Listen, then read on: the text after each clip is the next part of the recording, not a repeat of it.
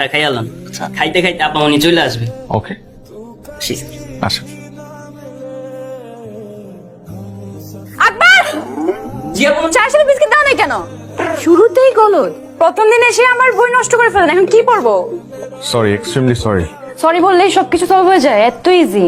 আচ্ছা, আমি পরিষ্কার করে দিই। পরিষ্কার করা তো আপনার কাজ না। আকবর, জি আপা। যা পড়ান। এখন কি করব? পড়াবেন? হ্যাঁ, ঠিক আছে। স্যার, আজকে আমার পড়ার মুড নাই, আপনি চলে যান।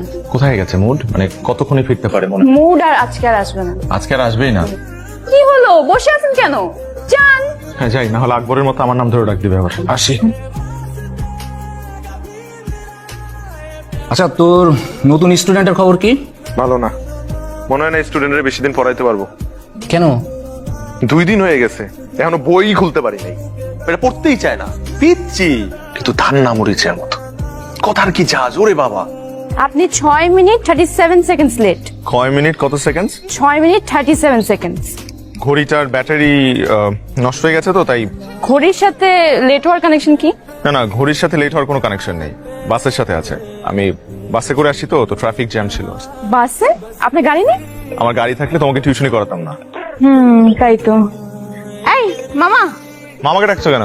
চলেন। কোথায় যাবো? আগে চলেন, তারপর বুঝবেন। চলেন। আর তো কোথায় বসবো? এখানে। এখানে কেন বসবো?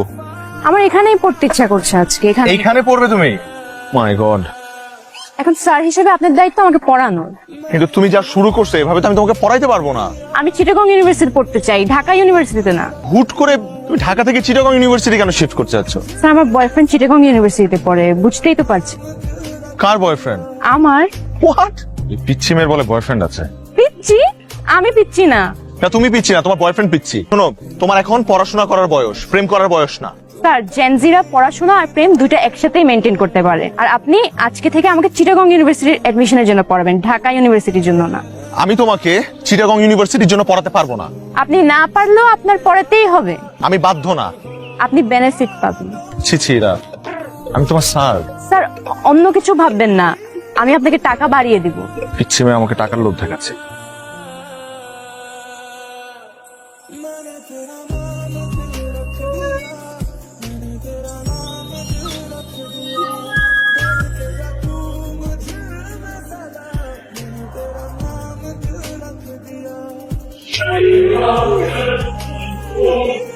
আগে দেখেন কোন একটা ভুল হচ্ছে। আর বল, কত বড় সাহস!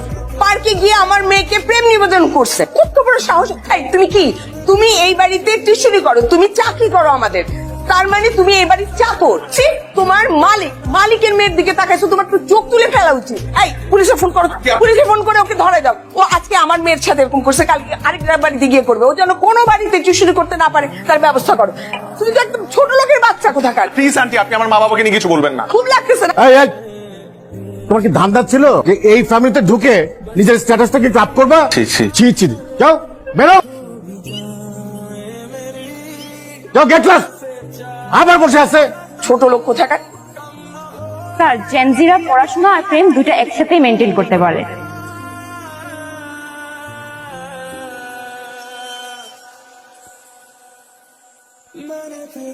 ম্যাডাম, আপনি কার কাছে যাবেন? আমি রিফাত স্যারের কাছে যাব। ম্যাডাম, তার পারমিশন ছাড়া তো আমি আপনাকে যেতে দিতে পারি না। আমি বেশি সময় নিব না। কি হয়েছে এখানে? রিফাত কি হয় আপনার? বয়ফ্রেন্ড? হাজবেন্ড? জি জি, হাজবেন্ড। তো রিফাতের ওয়াইফ, আপনি নিচে দাঁড়িয়ে আছেন কেন? আপনি উপরে যাবেন, আসেন। না না, আজকে না হয় না, আজ আপনি যদি ওকে একটু কষ্ট করে নিচে পাঠাতেন আমার জন্য খুবই ভালো হতো। ও,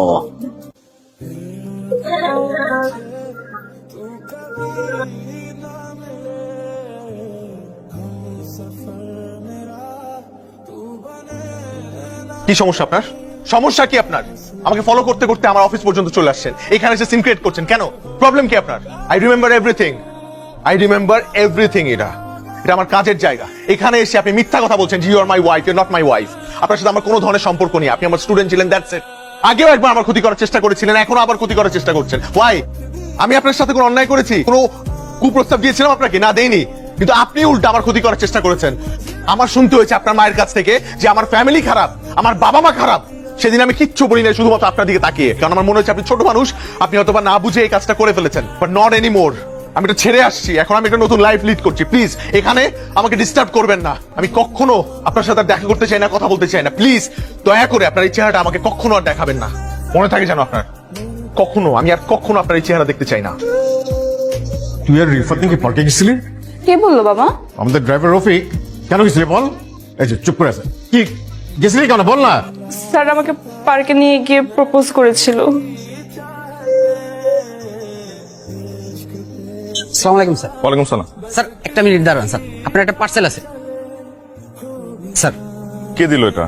স্যার আপনার ওয়াইফ রেখে গেছে। আমার ওয়াইফ? জি স্যার।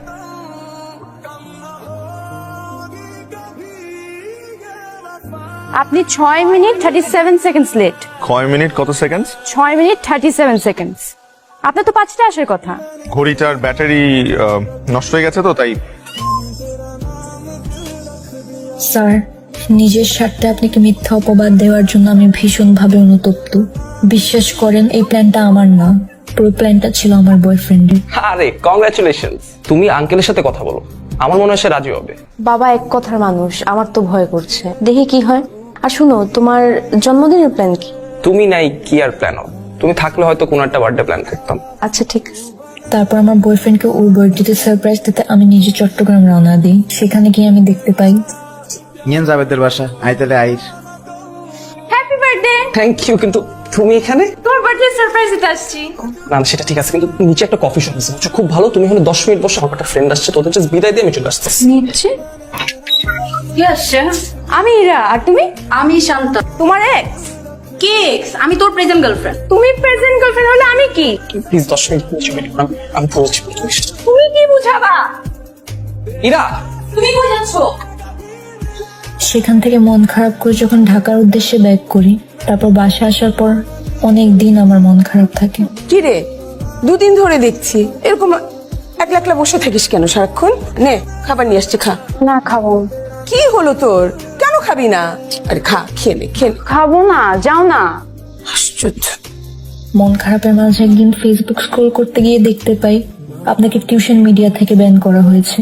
সেটি দেখার পর নিজেকে আরো বড় অপরাধী মনে হতে থাকে। তারপর টিউশন মিডিয়াতে যাই, গিয়ে ওদেরকে সত্যটা বলি। বিশ্বাস করেন, এখানে রিফাত স্যারের কোনো দোষ নেই, সব দোষ আমার। I am very sorry about everything. শিক্ষকতা একটি মহান পেশা। আপনাদের মতো কিছু মানুষের ভুলের কারণে আজ মেধাবী শিক্ষার্থীরা এই পেশা থেকে দূরে সরে যাচ্ছে। চিরং ইউনিভার্সিটিতে ভর্তি হতে চেয়েছিলে কেন? আমার অনেক ইচ্ছা ছিল চিটাগং ইউনিভার্সিটিতে পড়ার। তো আমাদের বলিসনি কেন? আমি অনেকবার ট্রাই করেছি বলার, কিন্তু তোমরা তো কখনো বুঝোনি। তাই বলে রিফাতের নামে একটা মিথ্যা অপবাদ দিয়ে ওকে ছোট করবা? তুমি জানো রিফাতকে যে এজেন্সি থেকে আমরা হায়ার করছিলাম, তারা ফোন করে আমাকে অপমান করছে। বারবার জানতে যাচ্ছে রিজনটা কেন করলো এরকম। অ্যান্সার করো। তোমাদের একটা সমস্যা কি জানো, যে কোনো একটা ঝামেলার মধ্যে পড়লে জাস্ট সাইলেন্ট হয়ে থাকো। আর এই যে তুমি, হ্যাঁ, তোমার আজকাল পেয়ে পেয়ে ওরা সবাই এখন যে যার মতো ইচ্ছা তাই করছে। শোনো, আমার একটা ক্লিয়ার কথা বলে দেই, এই মেয়ে ঢাকা ইউনিভার্সিটিতে পড়তে হবে। আর যদি ঢাকা ইউনিভার্সিটিতে চান্স না পায়, তাহলে ওই যে বাসা পাশে ডিগ্রি কলেজ আছে ওইখানে পড়বে। দিস ইজ ফাইনাল, ওকে? বাবার কথা অনুযায়ী ঢাকা ইউনিভার্সিটির এডমিশন টেস্টের জন্য পড়াশোনা স্টার্ট করি। পড়াশোনার ফাঁকে ফাঁকে আপনাকে ফোনে ট্রাই করি। এর একটা কথা মনে রাখবে, পড়ালেখা মানে জীবনের জন্য প্রস্তুতি গ্রহণ করা নয়। এমন ভাবে পড়ো যেন পড়ালেখাই তোমার জীবন হয়ে ওঠে। আপনার দেওয়া উপদেশটা মেনে আমি ঢাকা ইউনিভার্সিটিতে চান্স পেয়েছি। বিশ্বাস করেন স্যার, সেদিন হঠাৎ করে বাসের জানালায় আপনাকে দেখি। এরপর থেকে ফলো করা শুরু করি। আপনাকে বিরক্ত করার কোনো ইচ্ছেই ছিল না আমার।